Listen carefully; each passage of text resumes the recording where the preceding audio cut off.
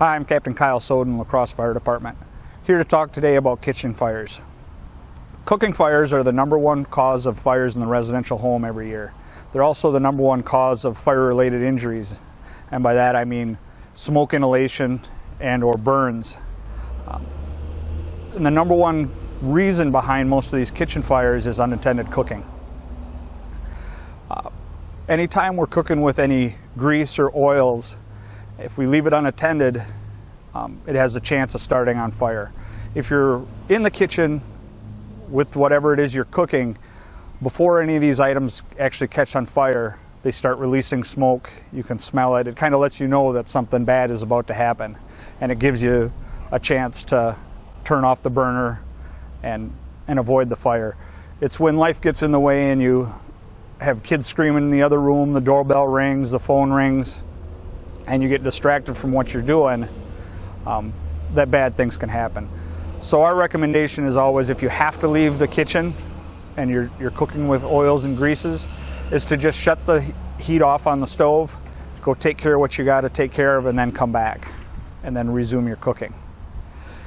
In the event you do have a fire, there's a couple things that we want you to do. One, if you have the lid for the pan that you're using, use that and smother the fire out, and then turn the heat off and leave it alone, and call the fire department and have them come and check it out. If you don't have the lid, a metal cookie sheet, pizza pan, something that will work to smother those flames out, and then again turn the heat off, call the fire department and have us come check it out.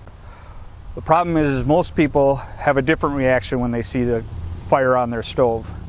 Usually they do one of two things. They're either going to try to take water and put it on the fire to put it out and extinguish it while it's still on the stove, or they want to grab that pot and they want to move it either outside or to the sink. The problem is once that's on fire, that handle is super hot, and most people get about 2 or 3 steps away from the stove before their hand just releases it and they drop that pot onto the ground, and then splashing oil all over themselves and all over their kitchen.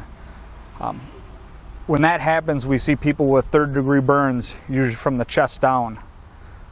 The other option of bringing water to the stove to put it out creates a big flash fire, and we see 2nd or 3rd-degree burns from the waist up. So now we'll go into a demonstration on how to properly put out the fire, and then we'll use water and show you why it's not a good option for putting out a kitchen fire. All right, so what we have in here is just 1 inch of vegetable oil in a 3-quart saucepan. And you can see it's almost ready to start on fire, but you can see, it's starting to produce a lot of smoke, and you can really smell it. So it's gonna do that prior to ever starting on fire. So it's gonna give you a hint that something bad is gonna happen. All right, so if you have a grease fire, the best thing to do is have the lid that fits the fire. You can use it like a little bit of a shield and just slide it on and put it out. Now make sure you don't move it, then you shut the heat off. You don't want the lid to come off because there's a chance it'll start back on fire again. If you don't have the lid, a cookie sheet will work. But again, then you turn the heat off and let it be. Because the minute you try to move it, it starts on fire. This is why we don't want to put water on a grease fire.